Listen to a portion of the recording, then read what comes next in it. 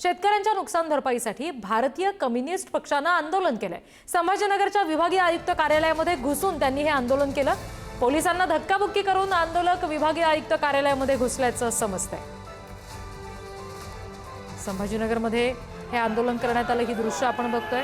आंदोलकांना अडवायचा प्रयत्न झाला, मात्र आंदोलक थेट नुकसान भरपाईसाठी जोरदार घोषणा देताना दिसले।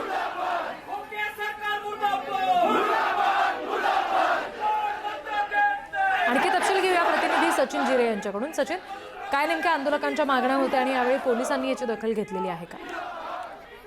ऋषी, सध्या मराठवाड्यात मोठ्या प्रमाणात अतिवृष्टी आहे। मराठवाड्यातच नाही, राज्यभरात आपण अनेक जिल्ह्यांमध्ये अशी परिस्थिती आहे।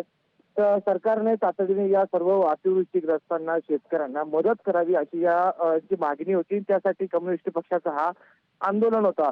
आंदोलन सुरू असताना अचानक जे आंदोलक आहे ते आक्रमक झाले आणि ते मराठवाडा विभागीय आयुक्त कार्यालयामध्ये आतमध्ये घुसलेले होते। पोलिसांनी त्यांना रोखण्याचा प्रयत्न केला, मात्र त्यावेळेस पोलिसांना देखील बाजूला सारत हे सर्व आंदोलक आतमध्ये गेलेले आहेत। त्यांची मागणी आहे की शेतकऱ्यांना तातडीने मदत देण्यात यावी। आता सध्या त्यांनी त्या विभागीय आयुक्तामध्ये निवेदन दिलेलं आहे। त्यांची मागणी होती की मात्र त्या आता पुढे नेमकं पोलीस याच्यावरती काय करतात हे पाहणं महत्त्वाचं राहणार आहे। जी, धन्यवाद सगळ्या तपशिलांसाठी।